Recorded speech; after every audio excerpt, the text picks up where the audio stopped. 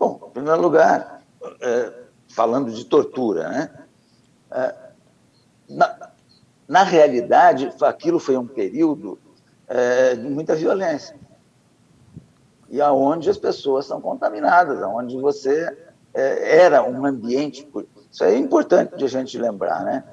Você lembra, eu lembro, era um ambiente político problemático, aonde a ideologia, o fanatismo, a ideologia, o contexto mundial, tudo isso colaborava com crenças de que você poderia conquistar o poder através de luta armada, etc. É um momento da história mundial, não é nem só do Brasil.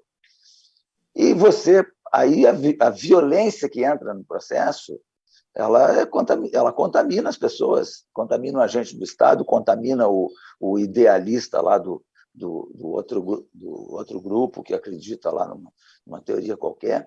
Então, você tem violência no processo. Negar é besteira. Você dizer que não houve, não, claro que houve. Quem é que não sabe? Todo mundo sabe, isso já é assunto discutido.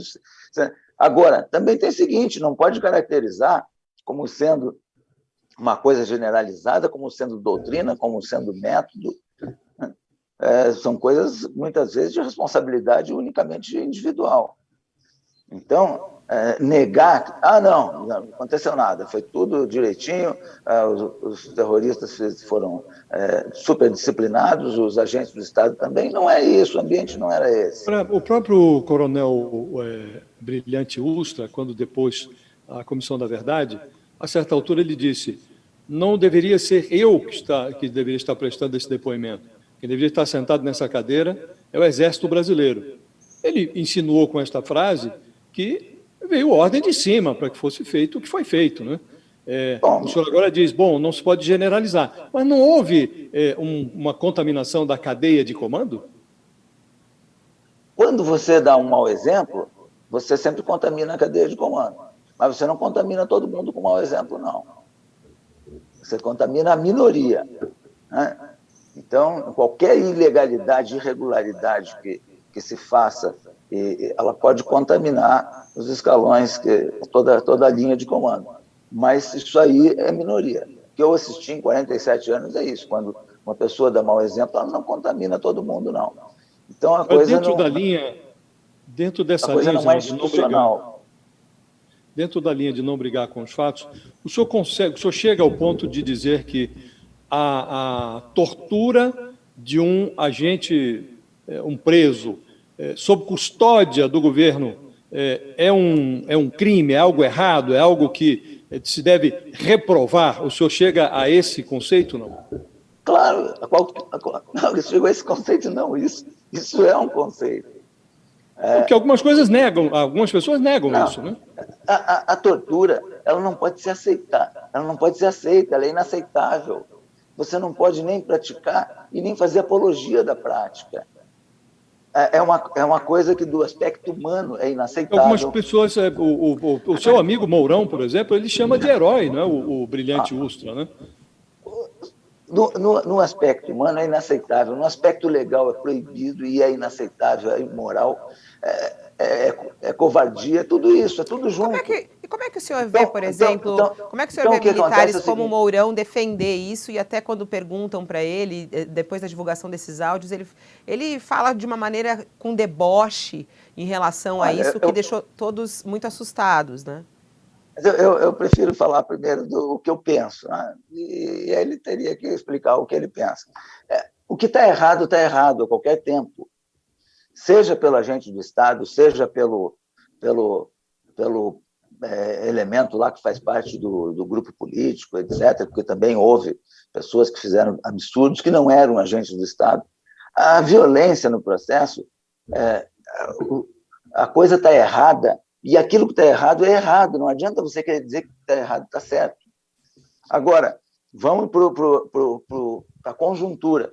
Era uma conjuntura onde você tinha um estímulo de violência muito grande.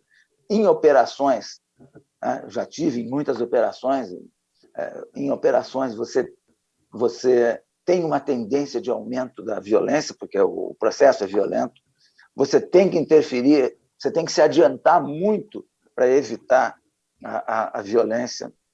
o estupro, a tortura, a morte, por aí vai. Você tem que interferir. Várias vezes eu tive a oportunidade de interferir nisso aí, mas você tem que interferir um pouquinho antes que aconteça, porque o processo é muito difícil de você controlar. O senhor diz que várias vezes teve a oportunidade de interferir. E que tipo de ação? A que tipo de ação o senhor está se referindo? Que tipo de ação? Por exemplo, no Congo, quando nós estávamos em combate com o movimento M23 na volta de Goma para romper o cerco numa cidade de 1.400.000 pessoas. Você tem que romper o cerco, não pode ficar com uma cidade de 1,5 milhão de pessoas cercada. 8 dias de combate. Quando você tem os primeiros sintomas de que o teu oponente, né, seu inimigo, seu oponente, no caso, vai retrair, você tem que alertar todas as tropas, pedir para toda a cadeia de comando interferir, que não é para matar os prisioneiros, não é para torturar prisioneiros, não é para estuprar as mulheres. Você tem que avisar isso e forçar para que toda a cadeia de comando ela repita isso naquele momento, quando General, você percebe... Eu queria lhe perguntar uma outra coisa. Hoje, há militares que, inclusive, são militares jovens, nem participaram desse processo que se deu durante o regime militar, né? E essas pessoas carregam na mochila esse trauma, porque o Exército ainda não teve essa posição que o senhor adotou aqui, que o senhor falou, olha, não se pode dizer que o errado é certo, o que é errado é errado. O Exército não diz isso com todas as letras. O senhor acha que é um erro?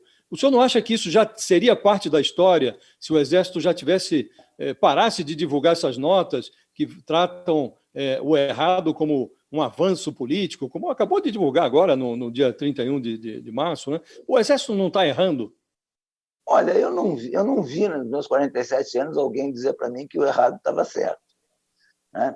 As nossas experiências são diferentes, você no jornalismo e eu dentro da instituição. Nunca ninguém falou para mim que o que era errado estava certo. O que era errado estava errado. Então, eu não vejo assim como necessidade do Exército dizer isso. Agora, tem pessoa, pode até dizer, porque é a filosofia do Exército, o Exército trabalha dessa forma.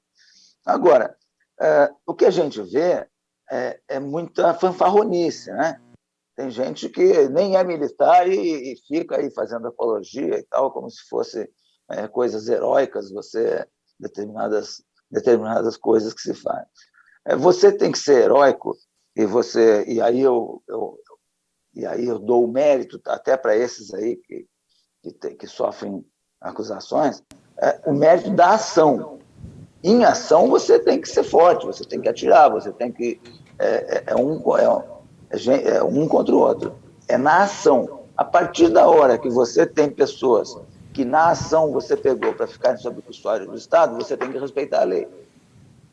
Não tem jeito. Isso é um momento difícil. Você sair do calor da ação para a legalidade instantaneamente. Você tem que sair instantaneamente. O agente, o militar, seja lá quem for, o policial, ele tem que ser treinado para ser forte na ação e instantaneamente ele mudar a conduta e ser absolutamente legal com o custodiado. Isso é difícil, mas é isso que tem que ser praticado, ensinado, treinado exaustivamente.